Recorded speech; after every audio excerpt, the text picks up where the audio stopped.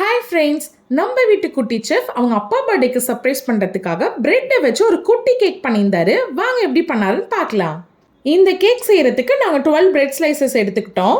எங்ககிட்ட சின்ன பிரெட் தான் இருந்துச்சு, உங்ககிட்ட பெருசு இருந்தாலும் அதில் பண்ணிக்கலாம். அரேஞ்ச்மெண்ட்ஸ் எல்லாமே உங்கள் விருப்பப்படி அரேஞ்ச் பண்ணிக்கலாம். ஃபர்ஸ்ட் பிரெட்ல இருக்க கார்னர்ஸ் எல்லாத்தையுமே கட் பண்ணிட்டு பிரெட்டை அரேஞ்ச் பண்ணிட்டாரு. நான் ஆல்ரெடி சாக்லேட் கனாஷை ரெடி பண்ணியிருந்தேன். அதில் கொஞ்சம் சிரப் மாதிரி ரெடி பண்ணி இது மேலே அப்ளை பண்ணிக்கிறோம். இது ஏன் அப்படின்னா பிரெட் பயன்படுத்துறதுனால கொஞ்சம் ஹார்டாக இல்லாமல் சாஃப்டாக இருக்கும், நல்லா ஜூஸியாகவும் இருக்கும். இதே மாதிரி எல்லா பிரெட்டையும் அரேஞ்ச் பண்ணிவிட்டு மேலே சாக்லேட் கனாஷ் அப்படியே ஸ்ப்ரெட் பண்ண போகிறோம். நான் டபுள் பாயிலிங் மெத்தடில் தான் கனாஷ் ரெடி பண்ணியிருந்தேன். மித்தேஷ் ஃபர்ஸ்ட் டைம் இந்த மாதிரி ட்ரை பண்ணுறதுனால செய்கிறப்போ கொஞ்சம் பயந்து தான் செஞ்சார்.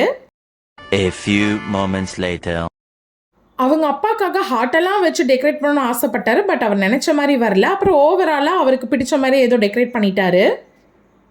ஒரு உண்மை என்னென்னா, கேக் செய்கிறப்பவே எங்களுக்கு ரொம்ப டெம்ட் ஆகிடுச்சு. ஸோ அவரும் கொஞ்சமாக எடுத்து அந்த கணேஷை எடுத்து சாப்பிட ஆரம்பிச்சிட்டாரு. நானும் அப்படியே சைடில் சாப்பிட்டுட்டேன். அப்புறம் மீதி இருக்க ஜெம்ஸ் எல்லாத்தையுமே அது மேலே அப்படியே டெக்கரேட் பண்ணிட்டாரு. அவ்வளோதான், நம்மளோட கேக் செமையாக ரெடி ஆயிடுச்சு. நம்ம குட்டி செஃப் செஞ்சிருந்த கேக் உங்களுக்கு பிடிச்சிருக்கான்னு கமெண்ட்ஸில் சொல்லுங்கள். கேக் பிடிச்சிருந்தா லைக் பண்ணிக்கோங்க, ஷேர் பண்ணிக்கோங்க, மறக்காமல் சப்ஸ்கிரைப் பண்ணுங்க.